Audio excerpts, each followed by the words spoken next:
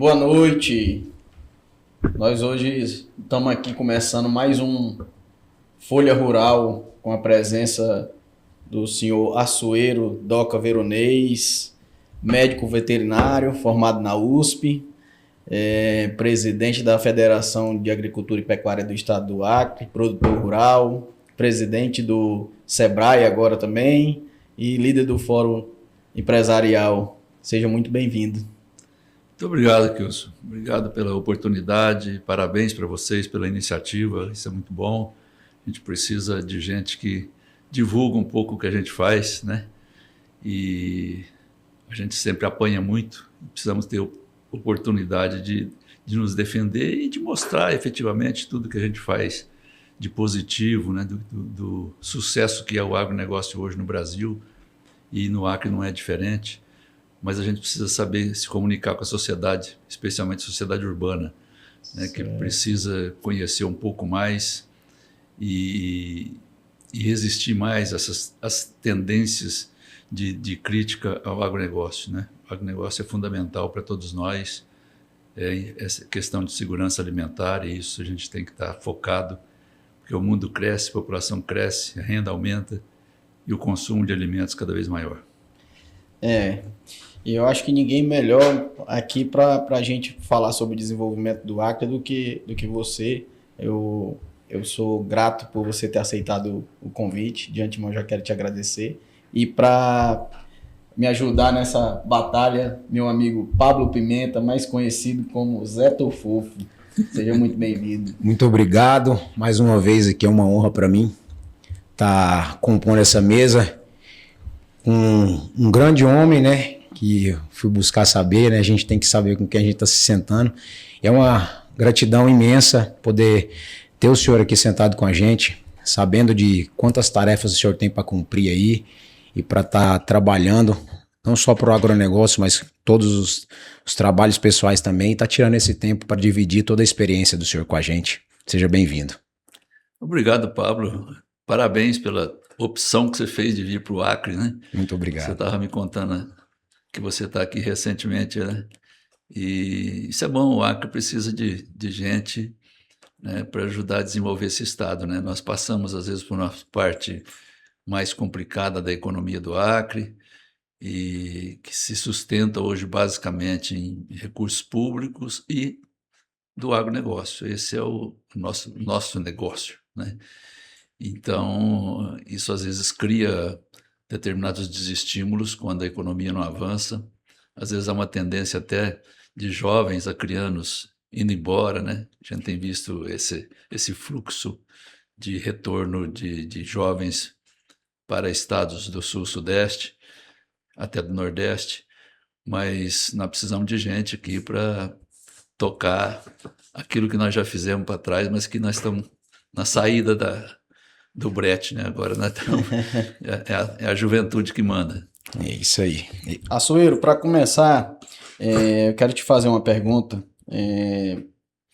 Eu queria saber o que foi que você lá atrás, lá em 78, quando você decidiu, o que foi que falou, eu vou pro Acre, não tinha nem em mente o que era o Acre, e ainda tão novo decidiu encarar esse desafio.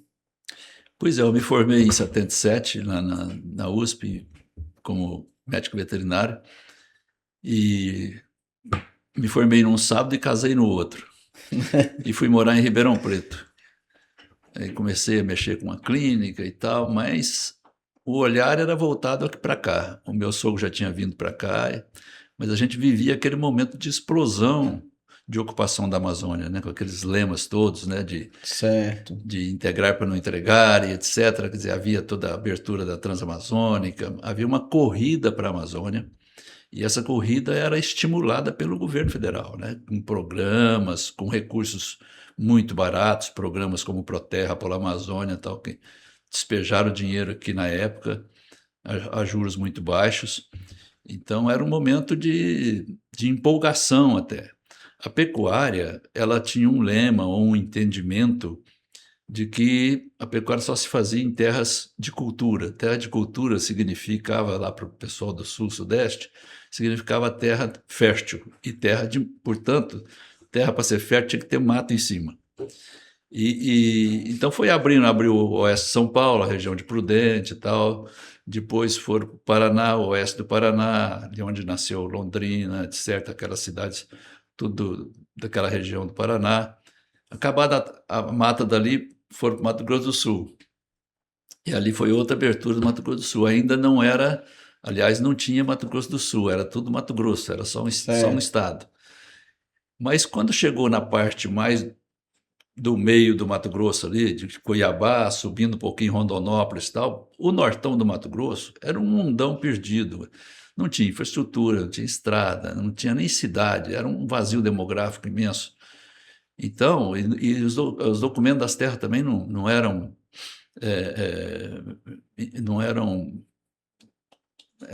lícitos, né? O fato é que havia muito documento falso, né?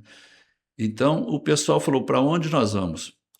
Seria Rondônia a próxima. Mas Rondônia era um território, não era estado. E, portanto, todas as terras eram da União. Não tinha terra privada. E o Acre era uma situação totalmente diferente do ponto de vista fundiário. O Acre veio da Bolívia, eram seringais, o Acre estava praticamente quebrado, porque a borracha quebrou, né, a partir a borracha quebrou lá até 1912, teve a borracha, o ciclo da borracha mesmo. Depois, houve um ressurgimento, um renascimento na época da guerra, da Segunda Guerra, onde a produção de borracha no Sudeste Asiático ficou ocupada pela guerra com os japoneses e tudo, e aquilo parou também. Então, houve todo um esforço do governo dos Estados Unidos e do governo brasileiro para reativar a produção de látex aqui na Amazônia. Aí que vieram os chamados soldados da borracha. Soldados da borracha. E, passada a guerra, voltou a operar os seringais lá do Sudeste Asiático, e aí entrou em decadência novamente aqui. Todos os seringais estavam hipotecados no Banco da Borracha, que era o Banco da Amazônia, e estava literalmente à venda o estado todo. Então, houve um governador aqui, o Dantinhas, Vanderlei Dantas, que fez um chamamento lá no sul do Brasil para que os pecuaristas viessem conhecer o Acre. E alguns vieram aqui logo no início, vieram conhecer e gostaram demais, porque aqui documento bom, tinha toda a cadeia dominial vindo do governo boliviano e tudo, perfeita. Era uma capital, por pior que fosse, mas era uma capital, com todos os bens e serviços que tem uma capital. Os órgãos públicos todos instalados, a INCRA, etc. Né? E tinha avião todo dia. Certo. Quer dizer, então, estava o Acre à venda, aqui no entorno de 300 quilômetros de Rio Branco, estava tudo à venda. Então, todo mundo começou a comprar e abrir, podia abrir, não tinha problema, né? De ambiental, não existia isso na época. Então, começaram as aberturas e tal. E logo no início já da década de 80, 80 e pouco, 84, 85, começaram os movimentos sociais, criando alguma resistência em casos, porque os seringais estavam todos ocupados. Morava gente lá, né, os seringueiros. Então você tinha que fazer os acertos com os seringueiros e tal, mas começou a surgir movimentos políticos. Mudou o governo também, entrou um outro governo do Geraldo Mesquita que pensava diferente e começou a contestar, inclusive, judicialmente alguns documentos de terra e começou a criar um conflito.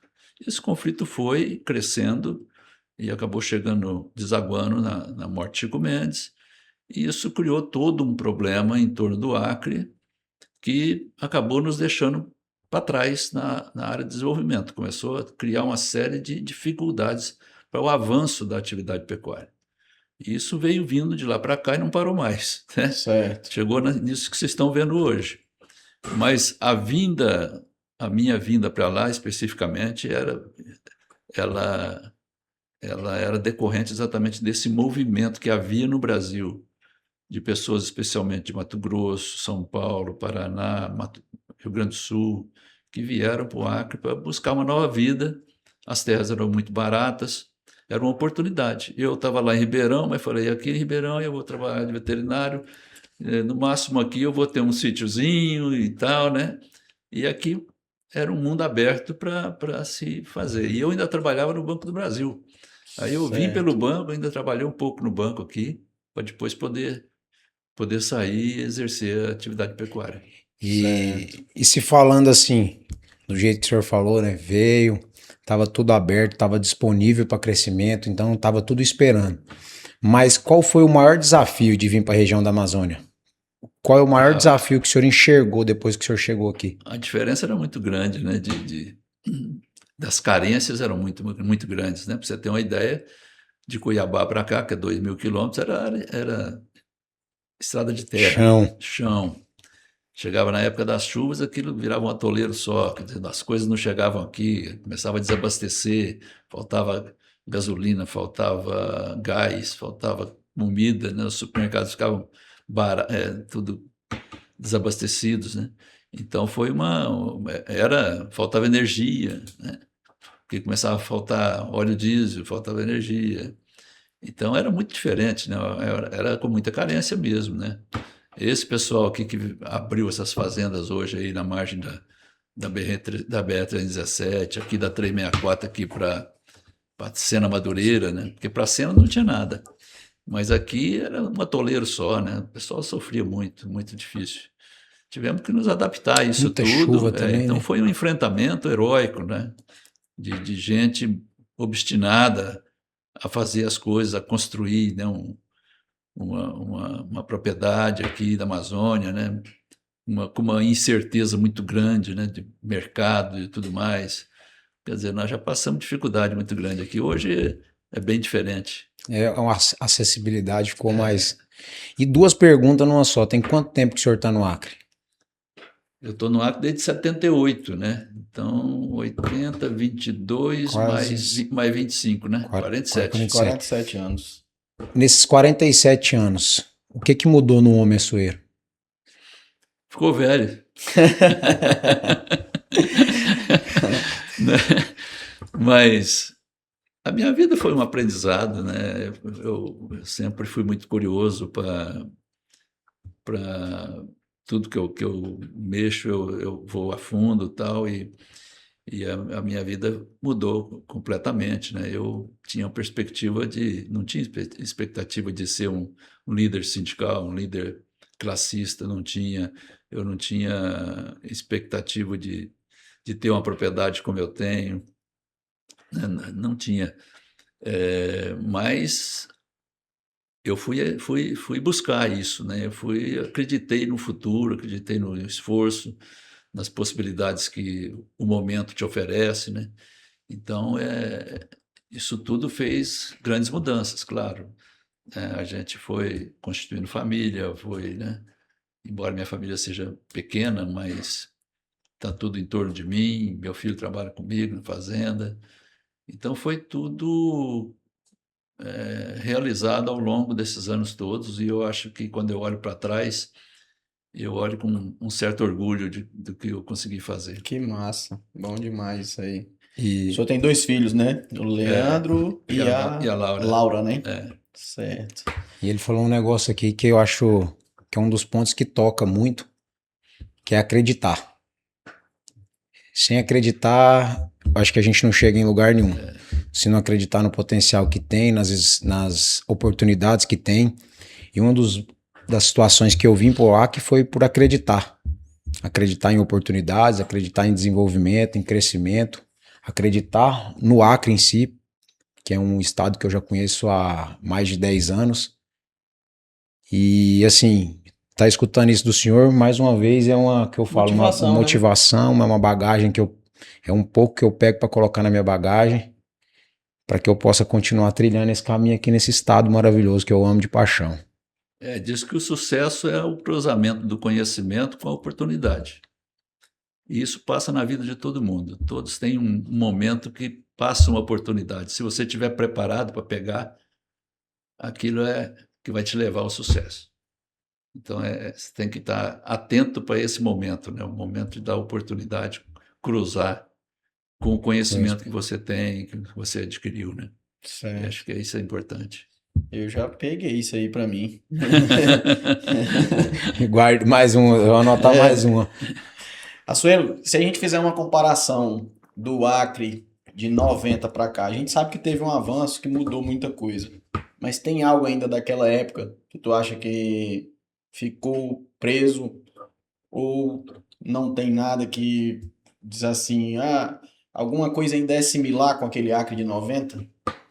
Nesse Acre atual que a gente vive Eu hoje? acho que o principal que o Acre preserva, e isso nunca vai mudar, é a vocação que tem para a agropecuária. É impressionante. Esse estado é É maravilhoso para impressionante. preparar aí Nós para. superamos quase dificuldades de adaptação, problemas, por exemplo, qual o capim plantar, né? Já plantamos um que É, não deu certo, plantamos outro que não deu, né? Depois as pragas, né? Tivemos é os isso. açapeixes, depois Capim é outra praga, capeta e e vai. vai. Aí cada hora é um problema, mas nós fomos superando isso tudo. E hoje a gente vê uma pecuária de excelência. A gente fala aqui com os colegas que Geneticamente o gado evoluiu bastante também. é muito difícil um lugar no mundo ter tanta vocação para a pecuária como aqui. É espetacular, é uma explosão, né? Quer dizer, você tem 2 meses de seca que de vez em quando dá uma chuvinha É, e, e é muita luz, né? Muita luz, muito calor, muita água. Isso tudo é uma explosão de fotossíntese. Então a gente tem uma qualidade muito grande. E é o que você falou, quando isso foi se refinando, né, a gente sabe disso. Na época eu cheguei aqui, que tinha de gado pé duro, é, tal, aqueles gado da Bolívia muito ruim. Isso foi apurando, né, fomos fazendo investimento em genética, em nutrição, quer dizer, fomos aprendendo a trabalhar. Hoje você tem praticamente uma fórmula pronta, né? Se certo. souber adotar essas tecnologias que nós temos hoje, isso combinado com essas condições climáticas que nós temos, e de solo e tudo mais, realmente muito difícil você ter sucesso num lugar desse.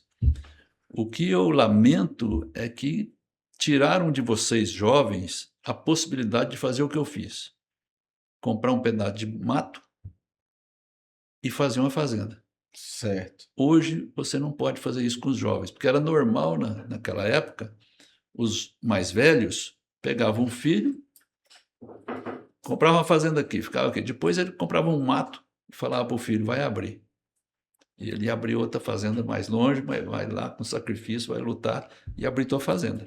Hoje não pode fazer isso mais, porque essa questão ambiental chegou em proporções, né, absurdas, né? Então, lamentavelmente, nós temos aí um excesso de floresta.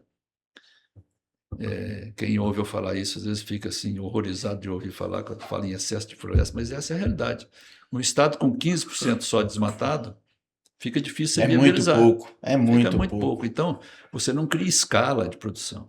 Era para ter aqui 10 frigoríficos, era para ter aqui, entendeu? Muitas outras atividades, mas não pode ter porque nós ficamos amarrados nesses 15%, dificilmente avança. Ficamos limitados. Não tem espaço para Cada crescimento. vez mais complicado, né? Porque hoje os instrumentos de fiscalização e tudo mais, e a legislação, ela é muito castradora, é muito pesada, né? Altamente punitiva, e nós estamos assistindo aí esse festival de embargos e tudo, de multa, de tudo mais, e como é que a gente faz, né? Qual é o futuro que nos espera, né? Como é que nossos filhos, os jovens, qual é o caminho deles? É fazer o retorno que eu fiz, o caminho que eu fiz, fazer de Fazer o volta? inverso, né? Não tem sentido, né? Com a nossa potencialidade, né, toda que nós temos. Então, ninguém está falando em acabar com as florestas do Acre, não. Sim, Mas, sim. pô, uns 30%, igual Rondônia. Rondônia chegou em 40, 40 e 40. pouco. É. Olha o que a Rondônia está virando. E nós já fomos fornecedores de alimento, de carne, tudo para Rondônia. E hoje Rondônia foi embora e nós ficamos na poeira. Então, que a gente, para quem está instalado, o Acre ainda é um grande negócio. Mas para quem quer começar um negócio novo, ficou difícil. Uma Né? dificuldade um Porque não pouco a tem mais. esse negócio que está aí, essa COP30, a questão essa questão de mudanças climáticas, isso é tão discutível. Outro dia eu estava vendo um climatologista famoso fazendo uma apresentação e ele falou, olha, o mundo a Terra, planeta Terra, tem 71% de água, de oceano. Certo. Sobra 29. Desses 29, 16 é deserto ou terras geladas, Antártica, etc. Né? Sobra 13. Dos 13, 7 é floresta. Amazônia, floresta tropical, Amazônia, Congo, Sudeste Asiático e tal, e as florestas boreais e tal, da Rússia, do Canadá e tal. Sobra quanto? 6%. 6% é onde tem gente, atividade produtiva e tal. Como que esse 6% vai mexer no clima da Terra? Não faz Acho que eu vi esse cara tudo. falando isso. Então, o que muda o clima são fatores muito maiores, né? É o Sol com as suas mudanças, né? de solares, lá de explosão solar, etc. São forças e energias muito maiores. Mas criou-se essa situação hoje, essa discussão toda, e que tem um pano de fundo nisso, né? Na verdade, você vai desaguar isso numa questão econômica, de competição, de competitividade do Brasil como produtor de alimento frente aos outros países que não têm para onde crescer. Então, eles investem nessa história toda através de colocando como ponta de lança ONGs muito cacifadas de dinheiro para exatamente segurar o crescimento do agronegócio brasileiro. Eu acredito nisso piamente. A gente assiste a quantidade de recursos que são injetados nessas ONGs, e nós temos a principal ONG que está dentro do governo, né? Uma parte disso está lá dentro. Ministério do Meio Ambiente, IBAMA, FUNAI, etc. Né?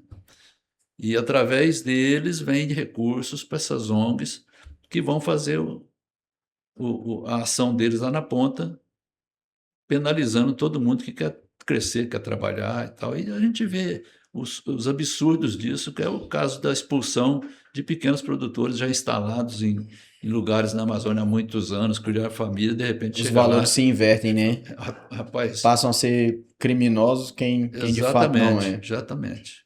É complicado. Então, lamentável. É uma situação difícil que nós estamos vivendo, não sei para onde isso caminha, mas eu vejo que cada vez mais a gente vai sendo penalizado com uma legislação extremamente rigorosa, que lugar nenhum do mundo tem nada nem parecido. E quando chega na Amazônia é muito maior, porque aqui é 80% de reserva na propriedade, sem nenhuma compensação. Enquanto que você vê nos outros países não tem, é zero de área protegida por propriedade. Então é injustificável isso, é inaceitável que seja dessa forma. Né? Você tem uma ideia, 66% do Brasil é área de vegetação nativa. 66. Desses 66, 30 é dentro das propriedades rurais. Ou seja, nós preservamos, entendeu? Nós preservamos em benefício da sociedade, se é o caso de acreditar nisso, sem nenhum retorno, nem reconhecimento. Hoje não tem. Pegando esse gancho, na tua visão, essa seria a maior dificuldade que o agroacreano em si, vamos falar do nosso estado aqui, enfrentaria hoje no atual momento? Eu considero. Falando em questões gerais e produtivas. É claro que nós temos outros problemas, né? Mas, por exemplo, a questão fundiária precisa ser resolvida também. Sim. Mas o Acre tem problema fundiário, mas não é tão grande como em outros estados aí. Mas é um problema, né? Porque tem áreas aí que tem problema de documentação, etc. Mas não é esse o problema. O principal e cada vez mais crescente é a questão ambiental. Essa vai ser difícil para a gente contornar, porque qualquer mexida no Congresso Nacional tratando dessa questão para tentar flexibilizar alguma coisa... É pancada por cima de pancada. É uma guerra. E se a gente ganhar no Congresso, para no Supremo. Então, eu não vejo no horizonte mais próximo a possibilidade da gente mudar, por exemplo, o Código Florestal. Sim. E cada vez mais cobram alguma coisa dos produtores, né? Agora vem rastreabilidade e vai por aí, entendeu? Só obrigações, só obrigações. Só obrigações. Então hoje, outra coisa que tinha antes, que agora não tem, que você perguntou, era dinheiro barato, né? Sim. Dinheiro que você dava para pegar, porque é dinheiro de investimento, tem que ser Havia barato um incentivo mesmo. muito grande naquela época que hoje não se tem. pratica mais, que não tem. Hoje os juros estão muito caros, né? Então, você fazer investimento fixo para... Você precisa de ter prazo. Longo prazo. Para né? maturação do projeto e tudo mais, né? Então, hoje a gente não tem mais isso, não. O negócio vem piorando muito a parte de recursos, né? Certo. Então, investir na agropecuária é o que a gente acredita, a gente gosta, a gente vê oportunidade e tudo mais, porque o Brasil tem essa potencialidade, tem essa vocação, mas o cenário é bastante desanimador. Em termos, né? Quando você vê esse tipo de ação do próprio setor público, né? Fazendo esse tipo de pressão, de proibição, de punição, né? E incentivo é pouco. É porque o nosso negócio ele vai porque fazer aquilo que eu falei, produzir alimento hoje é uma necessidade para o mundo todo. A própria ONU, através do seu órgão da FAO, faz as suas estimativas de crescimento que nós vamos precisar. Nós temos 8 bilhões de habitantes na Terra e vamos ter, brevemente, nós vamos ter 10 bilhões. Então, vamos ter que... a questão de alimento é um negócio sério, né? Um negócio sério. Então, e quem tem terra para produzir? A China não tem. A Índia, menos ainda. Os países europeus, está tudo ocupado, já produz o que produzia. Nos Estados Unidos, mesma coisa, entendeu? Não tem. Então, são alguns países africanos, mas que não têm tecnologia, não têm conhecimento. O negócio né? é aqui na América do Sul mesmo. São muito ainda tribais, né? E quem tem realmente terra, que tem água, que tem clima e tudo mais, somos nós. Aí inventaram um monte de coisa para segurar a gente, para não deixar crescer. Né? É uma situação que é bom você falar disso aí, porque a gente criou esse podcast e é legal ouvir isso, porque a mensagem que a gente quer passar para quem está em casa é justamente isso aí. Eu acredito que a gente vem sendo nos últimos tempos muito penalizado pelo aquilo até que as mídias passam para as pessoas. Há uma desinformação geral que eu percebo por falta de conhecimento, por falta de pessoas qualificadas que têm uma visão e que vivenciaram o que o senhor vivenciou lá atrás, que passou pelo que passou, que construiu a sua carreira mais como produtor do que propriamente como presidente e outras coisas, que esse cargo, lógico, o senhor tem todo o mérito e tudo, mas o senhor fez com excelência também o desenvolvimento da sua área, desbravou, lutou pelo seu pedaço e conquistou, e hoje produz e é exemplo para muita gente que passa ali em Capixaba. Eu estou falando aqui o lugar, não sei nem se posso, mas que vê aquela área com como ficou bonito, como está funcionando, como está produzindo.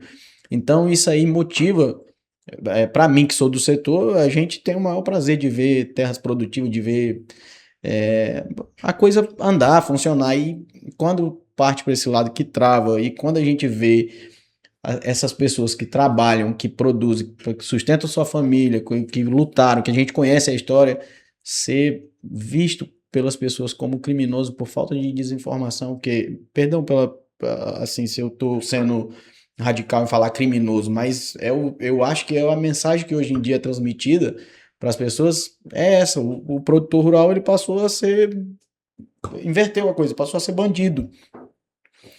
É como se fosse um destruidor da Amazônia, né? E a gente sabe que a realidade não é essa. Eu acredito eu sou até mais... para mim, o maior protetor da Amazônia é o próprio produtor rural. Ele é o maior cuidado, o maior interessado que tudo ocorra bem, que é que nem o senhor falou, tem que ter a preservação, tem que ter, mas também tem que ter o desenvolvimento. Eu acho que a gente precisava encontrar um equilíbrio, não tem, até hoje não teve esse equilíbrio. O Acre, que nem o senhor falou, tem 15% de área desmatada, de quanto que tem de área disponível, né? E a Amazônia todas tem 18 desmatadas. Então, parece que nós estamos acabando com tudo, né? A impressão que dá é essa. Então, toda essa discussão é cheia de preconceito, é cheia de desconhecimento, é cheia de politização, né? E o que acontece? Como dizia o Aldo Rebelo, a Amazônia tem um dono, tem uma instituição que cuida da Amazônia, tal, que seria o Estado brasileiro, né? Mas é o que menos manda. Quem manda são as ONGs, de um lado, que hoje comandam toda a política da Amazônia, têm recursos e conseguem, dentro do próprios órgãos públicos, ter uma influência muito grande. E nós temos um outro dono da Amazônia hoje, que está mandando muito mais e que é altamente preocupante, que é o narcotráfico. Porque o narcotráfico entra exatamente naquilo que eu falei dos jovens. Os jovens, se você não tem uma economia forte, se você não gera economia, se você não gera emprego, para onde vai o jovem? Ele é aliciado para o crime, né? E isso está acontecendo, você sabe. O Acre tem 22 municípios, 22 estão dominados por facções. É uma coisa impressionante. Então, eu acho que nos últimos dias é o assunto mais comentado, acho que do país inteiro, é justamente esse aí. E a gente está vivendo essa situação. Então, a pobreza da Amazônia não é justificável. Quando você fala assim, a Amazônia, a gente ouve muito falar, a Amazônia é a região mais rica do Brasil. Rica potencialmente, né? Pelo minério que tem, pelos solos que tem, etc., a biodiversidade e tudo mais. Tá. Mas é a região mais pobre do Brasil, com os piores indicadores sociais. Quaisquer indicador social que você pegar, a Amazônia está lá no final. O Acre é o penúltimo estado do país em pobreza extrema.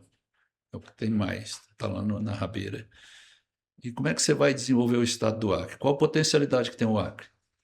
A não ser aquilo que eu falei, de clima fantástico, solo, né? Nós não temos minério, nós não temos potencial turístico, nós não temos, entendeu? Não temos muita vocação. A vocação nossa é agropecuária, não tem dúvida nenhuma. Não dá nem para discutir. Mas por isso nós vamos desmatar o Acre? Não. Mas 15% tenhamos paciência, né? Então, nós mesmos nos enredamos nessa teia, né, da proibição, do meio ambiente preservado, da sustentabilidade. Então vão vindo todos esses chavões e vendendo muitas vezes mentiras, porque na realidade você vê uma coisa diferente daquilo que se preconiza, né?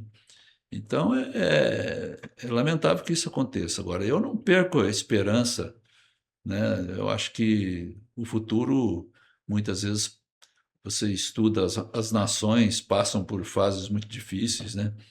Eu acho que a ciência mesmo vai ajudando a desmistificar muita coisa, a mostrar que aquilo não tem sentido, né?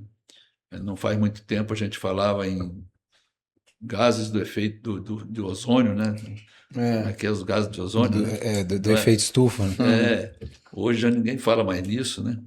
Era uma grande mentira. Num grosso modo, falar o peido do boi. E aí, depois era aquecimento global, agora já é mudanças climáticas, né? Porque você viu o frio que está lá nos Estados Unidos? Então, então agora é mudanças climáticas. Tal. Existem mudanças climáticas, é óbvio que existe, sempre existiu na história da Terra. Tem épocas que fica mais fria, tem época que fica mais quente. São variações normais. Não tinha gente para falar que somos nós que provocamos. Não existia. Então, essas coisas acontecem.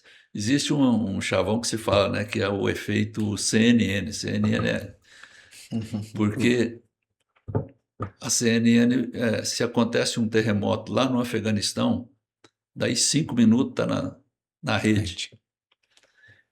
Então, deu uma enchente lá numa cidadezinha do Rio Grande do Sul, daqui a pouquinho está todo mundo sabendo. E antigamente ninguém sabia, né? Ninguém ficava sabendo dessas coisas. O veículo é muito rápido, né? Hoje a informação é rápida demais e leva as pessoas a achar que é uma mudança no clima, quando na verdade não é tanto assim, não é essa situação. Existem problemas? Existem, mas são decorrentes da ação humana? Aí é que é a dúvida. Se você falar, não, São Paulo o clima mudou um pouco porque quando ali era tudo Mata Atlântica, não tinha a cidade de São Paulo, e hoje o clima é diferente, é óbvio, mas aí é uma coisa localizada, Sim. é uma mudança local, mas mudança global é outra história, né? Entra naquele ponto que o senhor falou, né? Dos 6% que nós ocupamos, né? Na Terra, né? Então, assim, e a desinformação, igual a gente está falando aqui, das pessoas que não conhecem o agronegócio em si, é muito grande. Porque hoje vamos pegar a porcentagem que tem de quem atua no agro para quem vive na parte do urbano, é muito grande. Então, assim, para eles, o que eles sabem é o que a televisão entrega. É igual o senhor falou da CNN. Então, eles vão ficar sabendo é aquilo que eles entregarem ali. Então, se eles entregarem X, eles vão ficar sabendo de X. Se entregar Y, só que a vontade de buscar a informação também não existe. Vamos acreditar nisso aqui que está passando, porque é mais fácil, vamos engolir isso aqui e vamos propagar isso aqui. E aí, como a gente tem hoje as redes sociais e todos têm acesso, isso aí se torna um veículo mais rápido ainda para criar essa dimensão, essa potência. Então, assim, o que a gente tem que fazer é justamente o que o senhor falou. Não desacreditar, não abaixar a cabeça e continuar fazendo o que a gente pode fazer, o que está nas nossas mãos. Eu acredito no futuro, eu acho que um lugar bom igual o Acre, com as condições que nós temos aqui, na hora que isso aqui tiver mais infraestrutura, tiver essa saída para o Pacífico aí mais adequada, tal, com certeza essa ferrovia vai sair, demore mais ou menos, vocês vão ver isso acontecer. Então, os tempos mudam, as pessoas mudam, né, e uma potencialidade dessa, ela acaba, né, extrapolando, né, ela sai fora, né, ela não consegue segurar ela mais, vem né? mostrar, né? Então, eu acredito muito, eu incentivo a minha família a continuar no negócio, e eu acho que além do prazer que é ser produtor rural, né? Sim. Você, quem cria, que vê o bezerro nascer, vê um potrinho nascer. É prazeroso. Você que planta uma soja, daqui 4 meses você está colhendo. Com as tecnologias hoje associadas a isso, né? Eu já trabalho com drone, com essas coletadeiras fantásticas, né? Hoje não faz. Custa caro, mas é realmente prazeroso, né? Você produzir, né? Tirar da terra saber comida, que vai chegar né? na mesa de alguém. Eu acho muito bacana. Me gratifica muito. E não é à toa que o senhor está na posição que o senhor está, né? De fazer o que o senhor faz porque gosta. Esse negócio da Federação da Agricultura, eu entrei nisso meio sem saber o que era, mas eu também tenho. Eu fiquei lá, estou lá há mais de 30 anos, então eu construí essa federação praticamente, né? O senhor é presidente desde 91, eu acho. 34 anos. Então, trabalhar para o coletivo, e um coletivo que é quem a gente representa, que exerce uma atividade que está diretamente relacionada a esse negócio, né? Quer dizer, defender o agro, defender os produtores rurais, naquilo que a gente tem competência, ou que pode fazer, né? Claro, fica muita coisa devendo, mas a gente tenta defender da melhor forma possível, né? Sem esperar recompensa por isso, né? Pelo menos um reconhecimento a gente espera, mas não é para ganhar dinheiro, não existe isso, não tem. Mas me gratifica, porque permite que eu conheça pessoas, que eu tenha bons relacionamentos, me intima praticamente a estudar. Então eu estou sempre com a mente arejada, sempre pensando, Em sempre atividade. estudando, sempre, entendeu? Não acomodo, né? E às vezes a atividade só, que você fica só num negócio, aquilo você vai às vezes cansando daquilo, né? Então eu tenho uma atividade bastante diversa e sou atuante naquilo que eu gosto de fazer. Então isso me beneficia e me gratifica. Açoeiro, falando da federação, nós temos, o Acre compõe por 22 municípios, né? Mas nós temos apenas, acho que 11 sindicatos, correto? É correto.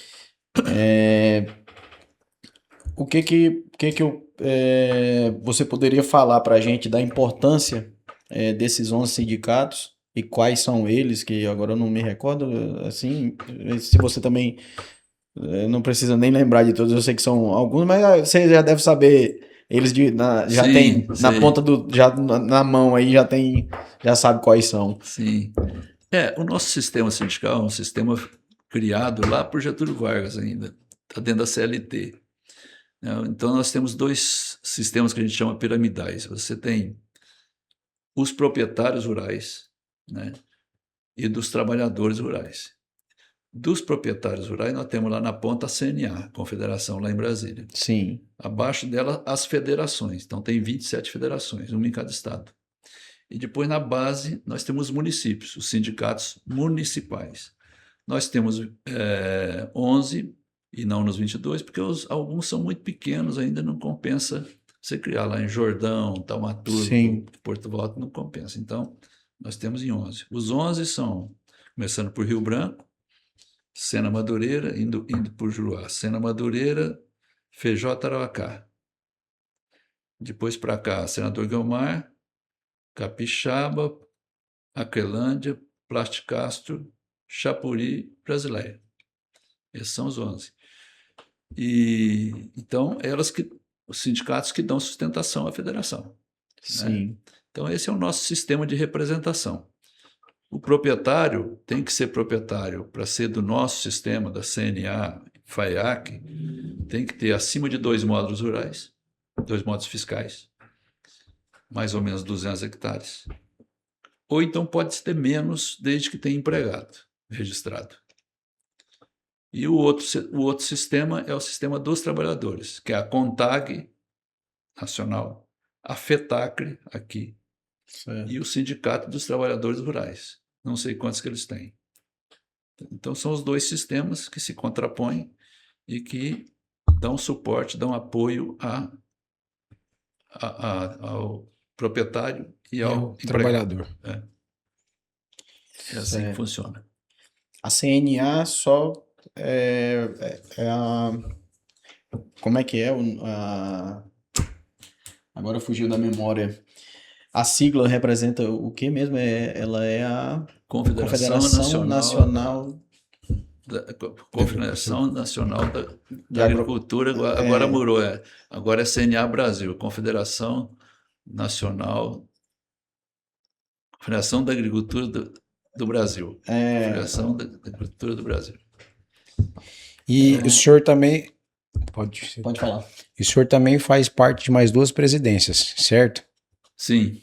E assim, hoje elas têm algo interligado entre elas ou é específico? A atuação? Não, trabalha muito junto. Tem muitos programas de parceria, né, de convênios. Às vezes um órgão, por exemplo, com o SEBRAE, que normalmente tem mais recursos que nós, a gente faz convênio, né, para fazer trabalhos conjuntos. Nós temos, na federação, nós temos o Senar também, né, quem é presidente da federação preside o Senar também. O Senar é o nosso serviço de aprendizagem, né, é o que treina mão de obra rural, e fazemos um grande trabalho de assistência técnica, principalmente. Temos nesse momento, mais de 1.000 propriedades sendo assistidas. São assistência técnica importante, porque o nosso sistema oficial, que era a Emater e tal, esse entrou bastante em decadência, né? Então, hoje, o Senar faz um trabalho fantástico. Nós temos já 400 mil propriedades no Brasil sendo assistidas. É assistência técnica por 2 anos. E essas assistências, ela tem um custo ou não? Custo zero para o produtor. Tem custo para nós. Quando a gente vende boi, ou vende soja, A gente tem desconta lá o 0,2% para o Senar. Sim. Esses recursos retornam para a gente. Para fazer treinamento, capacitação de trabalhador rural e pequena propriedade. E o senhor falou aí também sobre o Senar. O Senar, a gente sabe também, no Brasil, ele tem as questões dos cursos, né? Que traz também esse aprendizado. Tem cursos voltados para o agronegócio, para a questão de tecnologia. Então, são várias áreas que estão em atividade dentro do Senar, né? Exatamente. Nós temos um portfólio grande de cursos que a gente faz, né? Sempre atendendo a demanda, a gente ouve as comunidades, chega lá no ramal tal, reúne lá o pessoal, vocês estão precisando de quê? Curso de quê? Capacitação de quê? Né? Tem até o que a gente chama de promoção social, que é para a família, especialmente para as mulheres, para fazer curso lá de culinária, de bordado, de não sei o quê, essas atividades que, de certa forma, acrescenta a renda da família, né? E esses cursos têm algum custo? Custo zero. Custo zero, totalmente. Então, hoje tem uma entrega muito grande, né? A gente falar dos anos 90 para cá em questão de produtividade, esses apoios, né? Senar, Sebrae, veio para mudar a questão também de produtividade do Acre, né? Exatamente. E contribui para a melhoria na vida do homem do campo, transferência, né? de tecnologia, né?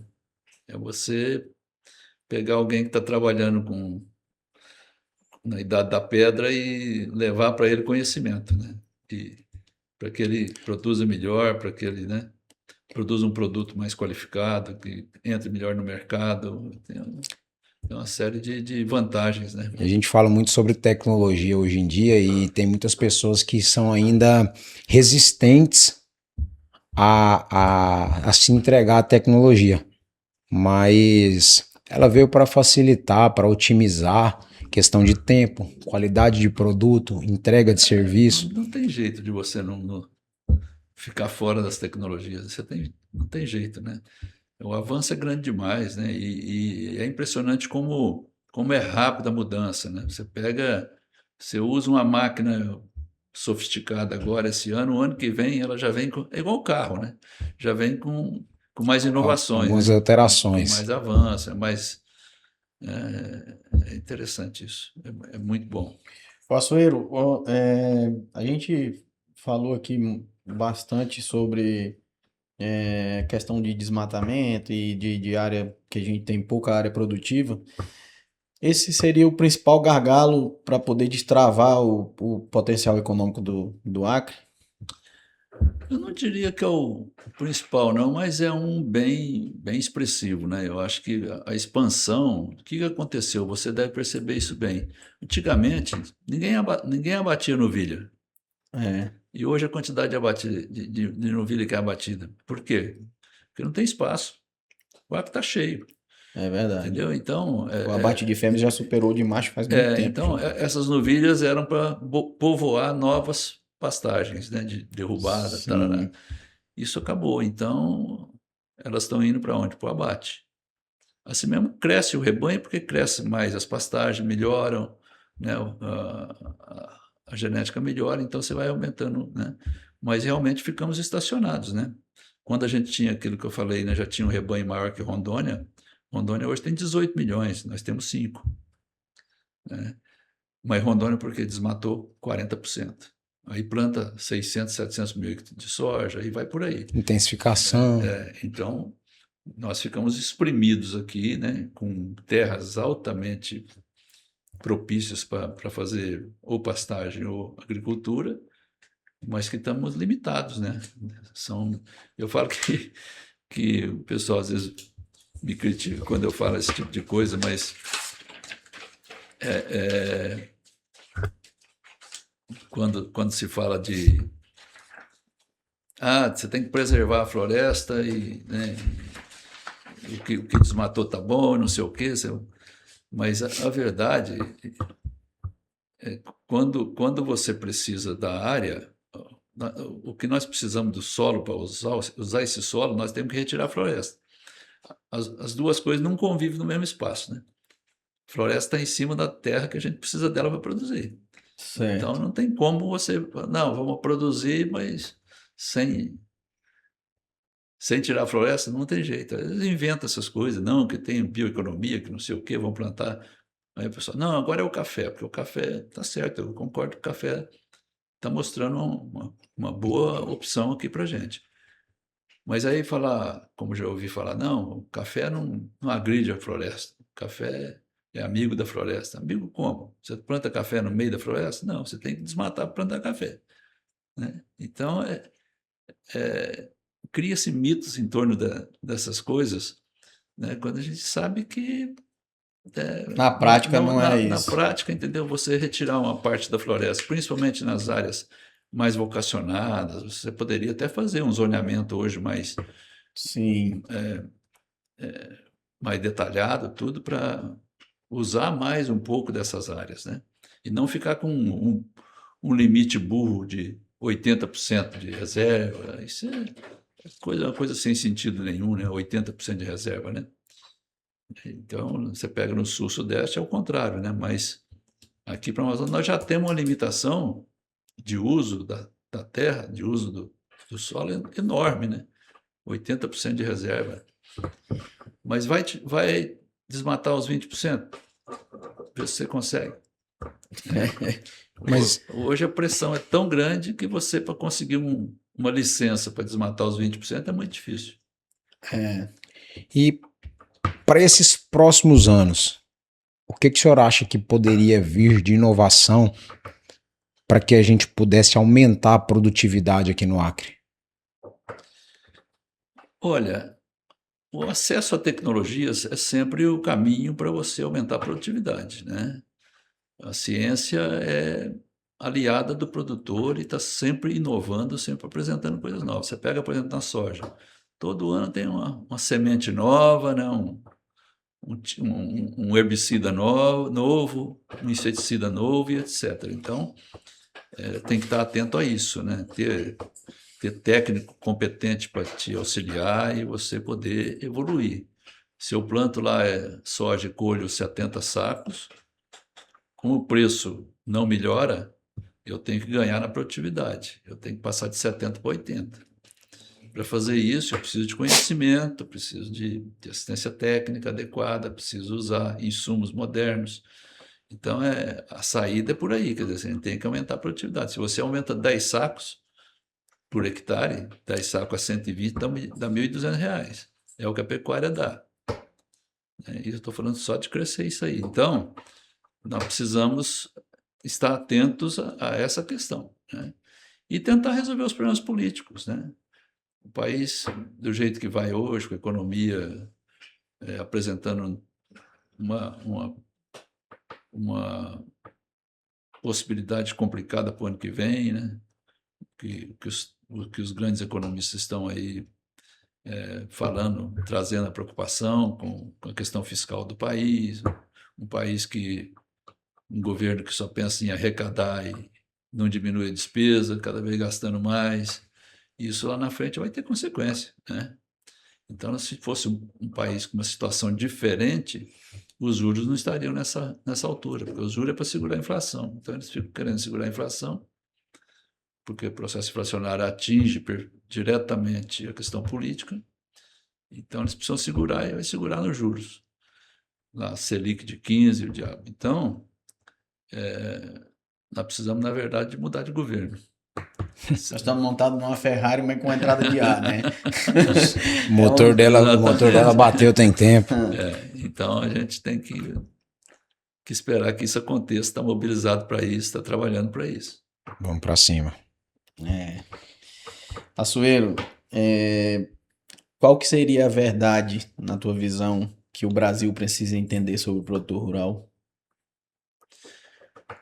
É um desafio, né? Porque realmente se você observar de cima, você vê que a sociedade brasileira cada vez está mais bem alimentada, tem uma diversificação enorme de produtos, mas é muita gente que é crítica do produtor rural, né?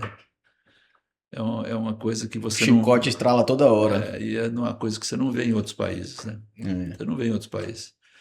Então, o produtor rural devia ser olhado com outros olhares, né? Porque não é uma atividade fácil, né? Atividade dura, né? Porque toda atividade que você não tem absoluto controle sobre ela, que depende fundamentalmente de clima, quer dizer, a incerteza é muito grande, você pode perder tudo com a chuva de granizo, ou com a seca, entendeu? E isso acontece frequentemente, né? A gente está vendo. Sim. Então, é uma atividade a céu aberto, né? E sujeita a essas dificuldades todas, né? Então, não há reconhecimento da sociedade brasileira, de um modo geral, ao valor do produtor rural. Eu falo a grande parte da sociedade brasileira, né? Principalmente a turma que está saindo das faculdades, aí a turma da imprensa, a turma da esquerda, de um modo geral, né? Que acha que a agricultura familiar vai resolver o problema da fome, que vai alimentar o mundo com a agricultura familiar. A gente sabe que isso não é uma verdade. Não é uma né? verdade. O que faz produzir mesmo são tecnologias e atividades que há muito investimento, que as pessoas acreditam naquilo e investem. É fácil você pegar R$1 milhão, por exemplo, de calcário e jogar na terra assim. Você já viu fazer isso? Você joga ali, sumiu, acabou. Foi embora R$1 milhão jogado ali. Né? Ou muito mais, né? Dependendo do tamanho. A maioria das vezes Quem vai que mais. faz um negócio desse? Só agricultor. Só quem tem fé, só quem acredita no propósito. E o Brasil é um país muito voltado para a agricultura, né? Com essa vocação nossa toda. É impressionante como o agricultor hoje nós temos aliás, é uma das vantagens que eu falei, né? De ter terra, água, clima, tecnologia tropical que nós desenvolvemos aí através da Embrapa e essas algumas universidades importantes. Sim. E temos, sabe o quê? De insumo para produzir? Gente, produtor rural. Esse troço tem aqui, produtor rural. Tem bastante. Os outros países da Europa, os caras hoje estão com maior dificuldade. O que você vê de terra abandonada, porque ninguém quer. O jovem não quer. Né? E nós ainda temos essa vontade. Eu acho que tem um negócio no brasileiro assim que gosta da atividade rural, né? Tanto que a gente está aí, os mais velhos vão saindo, mas vem vindo outra turma aí, né? Já com outra cabeça, com muito mais uso de tecnologia, mais conhecimento técnico, né? É um pessoal que já com outra cabeça. Eu brinco que a turma vai estreitando o serviço, né? Aprendeu a estreitar o serviço, mas com eficiência. Então é isso, eu acho a atividade muito bonita, muito prazerosa, mas, como diz, né, de vez em quando você fica sem dormir, né? Só quem vive para falar, né? Porque você investe muito, é muito dinheiro investido numa atividade com muita incerteza, né? Que não depende só da... E a incerteza vem lá do plantio, da semente, do adubo, da colheita e depois na venda. Né? E o banco para pagar. O meu tio contou uma história engraçada. Meu avô sempre foi da pecuária, né? Não acreditava muito na agricultura. E aí, meu tio plantou a primeira lavoura de milho. E aí, meu avô do lado, né? Chegou a primeira colheita e ele do lado da máquina, olhando. Aí, o milho entra por onde aí? Entra por aqui. Sai ali e tal. Aí, beleza. Mas ele sempre falava assim: vamos ver se isso dá certo, né? Vamos ver se isso dá certo. Aí colocamos uma quantidade de milho lá no posto, né? E que lá passava um comprava um saco, comprava outro, foi diminuindo, né? Ele dizia: rapaz, não é que o milho tá indo embora? E aí depois, né, quando aconteceu alguma situação lá deles investirem num negócio lá, e aí o meu tio foi e falou: pai, isso aqui foi dinheiro do milho. Ah, que é bom, né? Então vamos plantar mais um pouquinho. Então, assim, ele precisou ver para poder acreditar no negócio, Teve que se né? tornar visível e palpável. Mas, e o tanto que é prazeroso, porque o que aconteceu com ele aconteceu com muita gente. A pessoa investe no primeiro momento ali numa área pequena e depois vai dando vontade de crescer, vai aumentando, vai expandindo. E isso aí aconteceu com a maioria de quem começou a plantar. Desse jeito. E de lá para cá, se a gente pegar mesmo para analisar, o ciclo vai se repetindo. Porque é o que eu estava conversando mais cedo, todo começo ele tem que vir de baixo. Ninguém constrói um prédio de cima para baixo. Então assim, eu já comprei 2 cabeças. Ótimo, é o seu começo. Vai chegar lá na frente, se você continuar nessa constância, você vai ter 20 daqui tanto tempo, 40, 100 e assim sucessivamente. E uma das coisas que eu tive sempre um sonho de ter terra, mas não é para falar assim, eu tenho terra, mas para produzir, para Pra sujar a mão. sujar a mão, porque é muito gratificante você produzir e ver o fruto do seu trabalho chegar na mesa de alguém, a pessoa ter assim, o prazer de virar para você e falar assim, cara, eu comprei aquela carne que você matou, você engordar uma novilha ali dentro da sua fazenda, depois de um determinado tempo você manda ela pro confinamento, e o cara chega lá e fala assim, onde você matou esse gado seu que você tá postando aí? Vai para qual lugar aqui em Goiânia? Você fala, não, vai para tal açougue, vai para tal supermercado. Aí você vê os seus amigos fazer fila lá para comprar a carne que você produziu. Aí você fala, porque a gente tem a certeza, né? Porque sai a carne, a gente entrega tudo. Aí você fala, cara, olha que bacana. Olha que prazeroso isso aí. Não é só a questão de falar que tem, é a questão de fazer. É a questão de fazer. E uma pergunta que eu tava comigo aqui, que nesses 47 anos, o senhor trabalhando aqui no Acre, construir tudo que o senhor já construiu, fazer o que o senhor já fez pelo Acre, qual que é o legado que o senhor quer deixar para os produtores rurais do Acre? O legado que eu poderia dizer é que continuem, acreditem. A nossa atividade ela é primordial para a humanidade, para todos. Todo mundo precisa, é aquela história de todo mundo precisa comer 3 vezes por dia. Isso é inevitável que aconteça. Então, acreditem. Eu acho que o nosso negócio, às vezes, ele passa por momentos mais difíceis de algum produto ou de outro, mas nós vamos acabar sendo reconhecidos pela atividade que nós desenvolvemos, né? É uma atividade muito nobre, né? Outro dia, até o Roberto Rodrigues, nosso famoso ministro, disse que onde há comida, normalmente você não tem guerra. Existem muitas guerras causadas pela fome, pela falta de comida, pela disputa por comida. Então, eu acho que a atividade nossa ela é engrandecedora. Então, por mais que a gente tenha dissabores, que tenha dificuldades, que tenha que enfrentar essas forças todas que são inconsequentes, mas a gente tem que acreditar que o que a gente faz é uma atividade nobre, importante para todo mundo, importante para a sociedade de um modo geral. A cidade depende do produtor rural e quem faz isso tem que se sentir gratificado com o que faz. É isso aí. Açoeiro, vamos voltar lá em 1977, aquele jovem recém-formado. O que você falaria para ele se fosse hoje? O que você diria para aquele jovem açoeiro recém-formado em medicina veterinária? Essa eu quero. Vai falar hoje? Eu quero sentar aqui mais direitinho para eu não perder essa. Eu acho que eu fiz uma boa. A decisão era muito difícil naquela época, né? E eu acho que eu fiz a coisa certa. Eu me sinto realizado. Que bacana. Talvez se eu tivesse ficado por lá, eu não teria alcançado aquilo que eu alcancei aqui. Porque aqui juntou a vontade de fazer, a vontade de ter um futuro voltado para esse negócio. Um ato de coragem, né? E havia possibilidade de fazê-lo, né?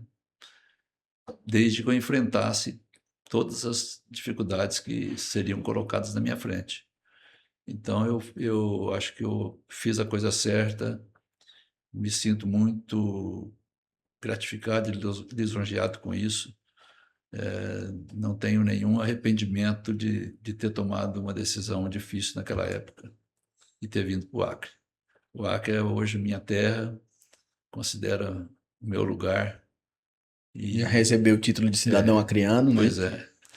E mais do que o título é o que a gente sente, né? É verdade, é verdade. Então eu tenho tudo para agradecer do Acre. Nossa, que massa. Que massa. E a gente percebe quando você fica emocionado quando fala disso aí. É algo que com certeza vem do coração. Falando de todo, né, esse momento que nós vivemos de falar sobre clima, falar sobre área. Se o senhor hoje tivesse sentado numa mesa com os maiores líderes ambientais que tivesse no mundo, que frase que o senhor falaria para eles? Eu falaria para os ambientalistas: vocês estão agindo contra a sociedade, contra as pessoas. Vocês produzem miséria, produzem tristeza. Porque a causa deles pode ser bonita, mas é ideológica. E a gente não consegue fazer coisas boas movidas só pela ideologia. Então, eu acho que eles deviam pensar isso, né? Deixar de lado essa causa que, na verdade, é oportunismo puro, é hipocrisia pura, e perceber que quem está, especialmente numa região como a Amazônia, tem muito mais dificuldades do que os europeus que bancam a atividade deles. Tapinha com luva de pelica.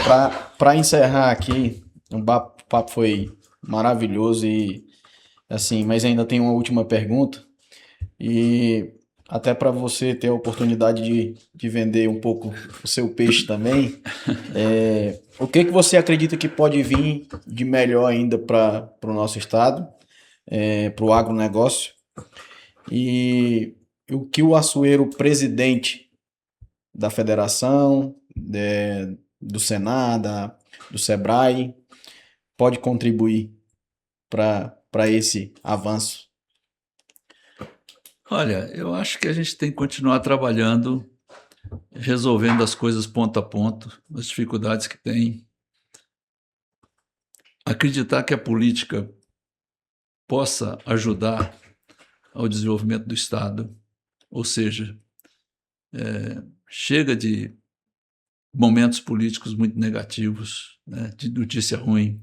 A gente precisa de políticos que acreditam no Estado, que acreditam nos empresários, porque ser empresário no Acre é um desafio, mas a gente precisa valorizar a classe empresarial do Estado. E para isso nós precisamos que o Estado esteja junto com a gente e acredite naquilo que os empresários podem fazer. Porque sem empresário não há só a atividade pública. Depender de dinheiro da União para poder pagar funcionário público. Nós precisamos ter atividade econômica privada, gerar emprego para essa população que está aí, para esses jovens que saem das faculdades e não têm onde trabalhar. E tem que ir para fora do Estado. Isso é inadmissível. Então nós precisamos pensar seriamente qual é o nosso caminho. E eu reafirmo, o Acre, a atividade econômica do Acre é basicamente a agropecuária. Então, por mais que a gente não tenha possibilidades num curto ou médio prazo de ampliar as áreas, mas usando tecnologia, tendo incentivo para isso, tendo linhas de crédito incentivadas, etc., a gente consegue melhorar muito a produtividade no Estado. A pecuária faz isso quase que sozinha. Mas a gente precisa mais coisa, precisa diversificar também. Você vê que nesses últimos 3 anos, 4 anos, A pauta de exportação do Acre era, em primeiro lugar, castanha, madeira. Primeiro madeira, depois castanha. Sim. Depois vinha outros produtos. O ano passado, o primeiro produto de exportação do Acre foi carne bovina. O segundo, soja. O terceiro, carne suína. Depois que vem a madeira e a castanha. Isso aconteceu por quê?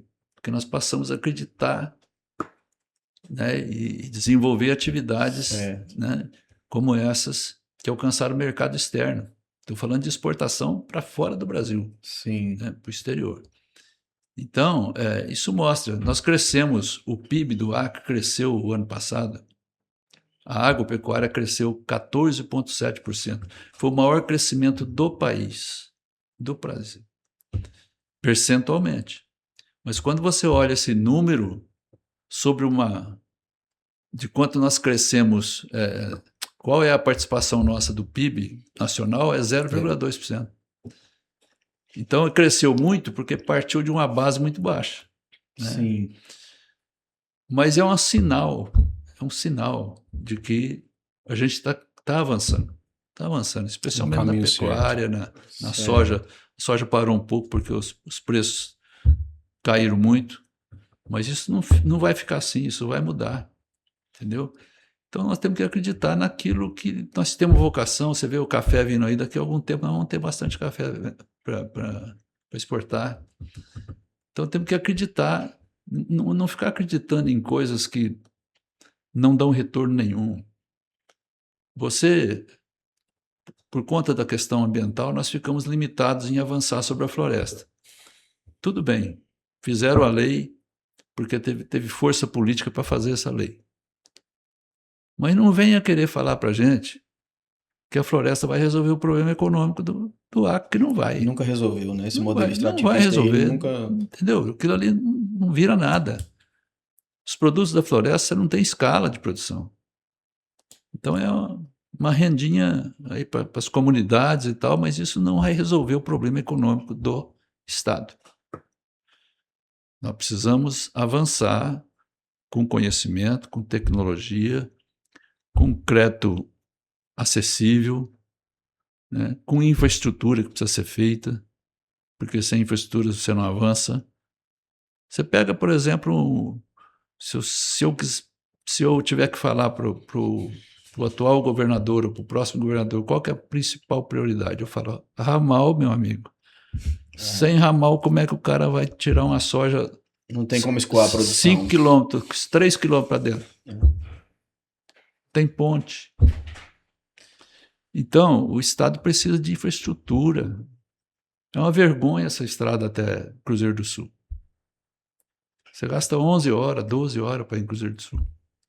De caminhonete. De caminhão. E acaba com a caminhonete também. É o dobro, eu acho. Então, nós temos muito o que fazer, mas não ficar vendendo ilusão, entendeu? Vendendo projetos que a gente sabe que não dão resultado, não dão retorno. Projeto falido, né? Nós precisamos fazer aquilo que o mundo quer, todo mundo quer comprar, não é? Sim. Eu falei outro dia para o pessoal, gente, tem 3 atividades que são perenes, de cultura perene, que o mundo todo precisa. E a pequena propriedade, você viabiliza ela com isso. Primeiro é o café. O mundo inteiro toma café. O mundo quer café. Sim. Entendeu? E está mostrando aí esse café canéfora aí, o Robusta. Sim. Produz 140 sacos por hectare. Você vai lá em Minas, lá nos Arábica, lá produz 40, 50, olha lá. Produz 140. Um absurdo.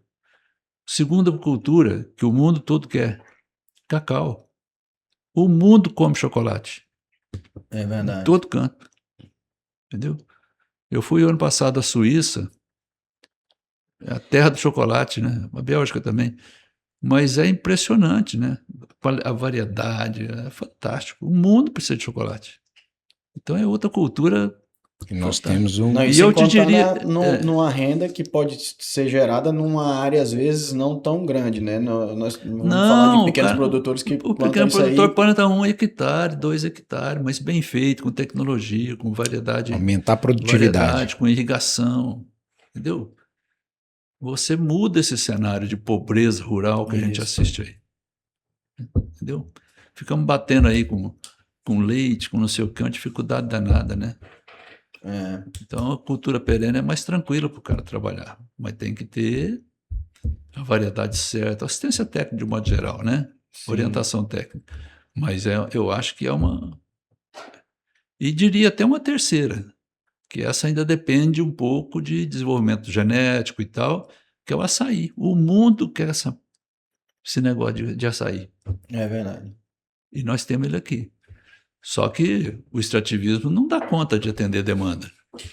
Precisa plantar, precisa virar agricultura. Tem que plantar. Né? Tem que pôr a mão na massa. Tinha um professor da Embrapa lá de Campinas que um dia disse para mim assim que o extrativismo só funciona quando não dá certo. Eu falei, como é que é? Ele falou, só funciona quando não dá certo. Então ele falou, qualquer produto do extrativismo, quando ganha mercado, ele vai ser plantado, ele passa a ser agricultura. É o caso da seringueira, né? Você imagina a seringueira, 60% da borracha brasileira é produzida em São Paulo.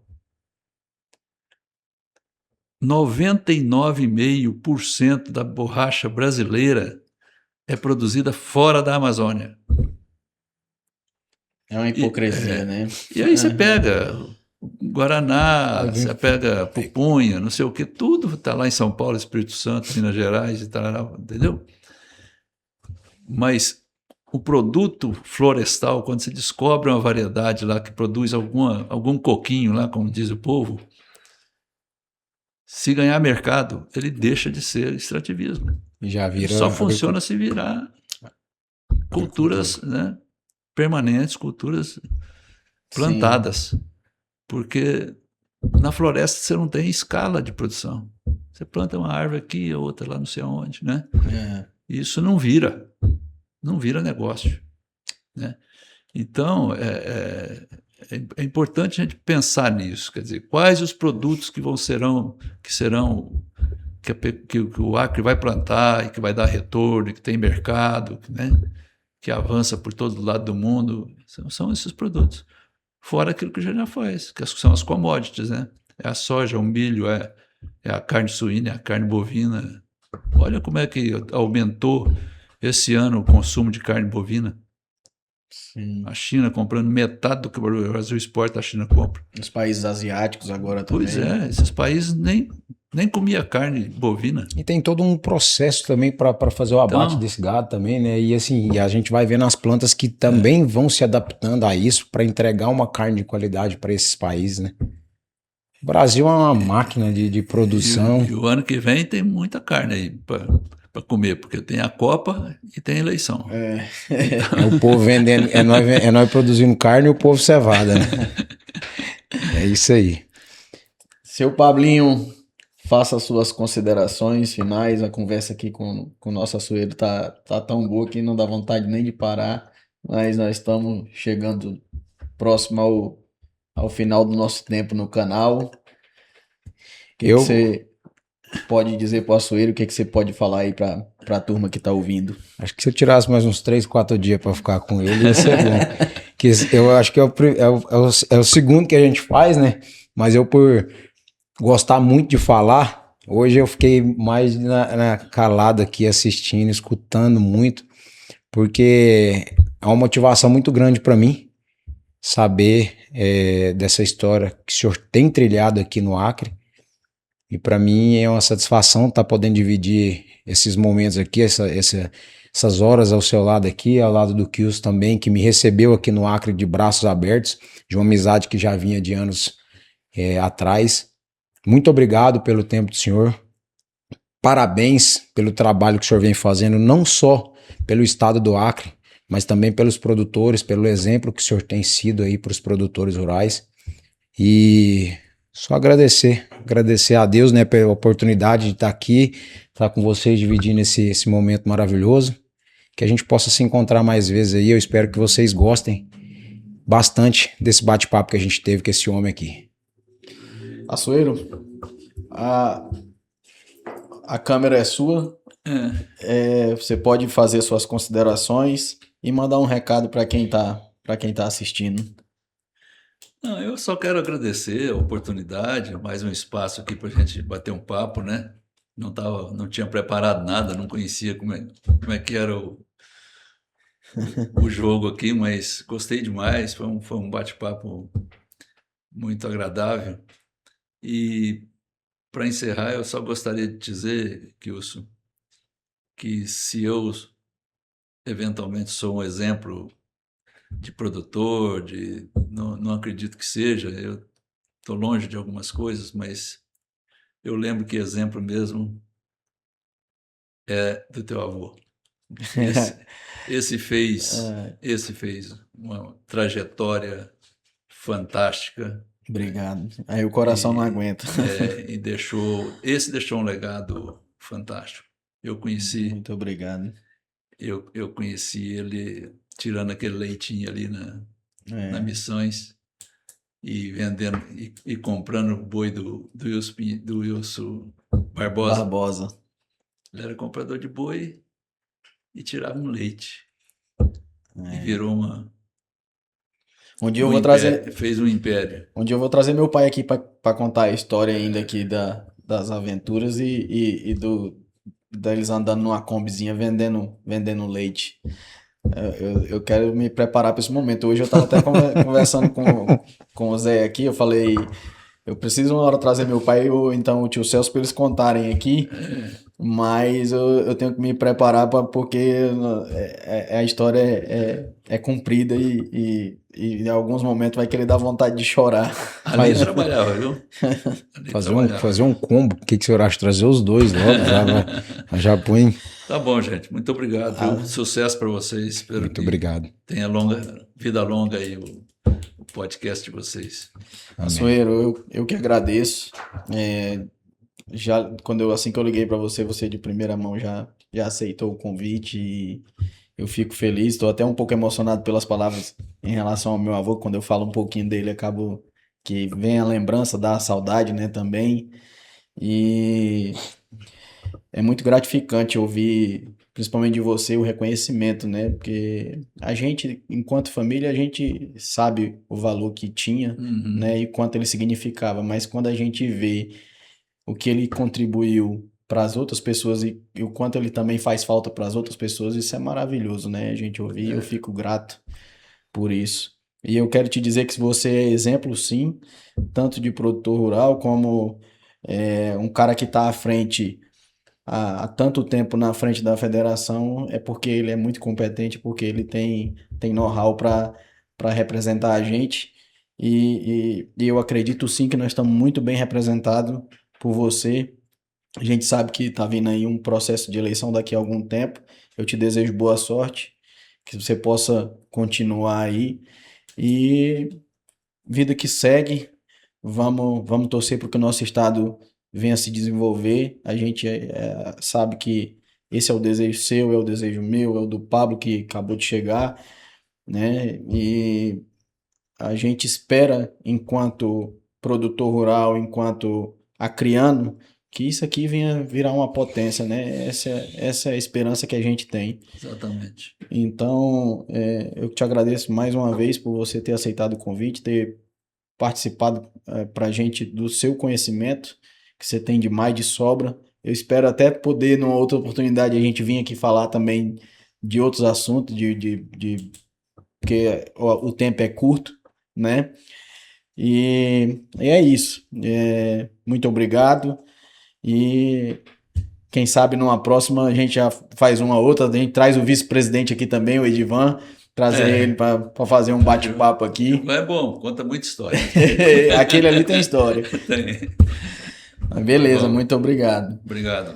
Então, quero agradecer você que ficou aqui com a gente durante esse momento, que assistiu aqui nosso amigo Açoeiro, que o que foi falado aqui possa acrescentar aí de alguma forma no que você estava querendo ouvir, esperando ouvir, beleza? Uma boa noite, fiquem todos com Deus e até a próxima.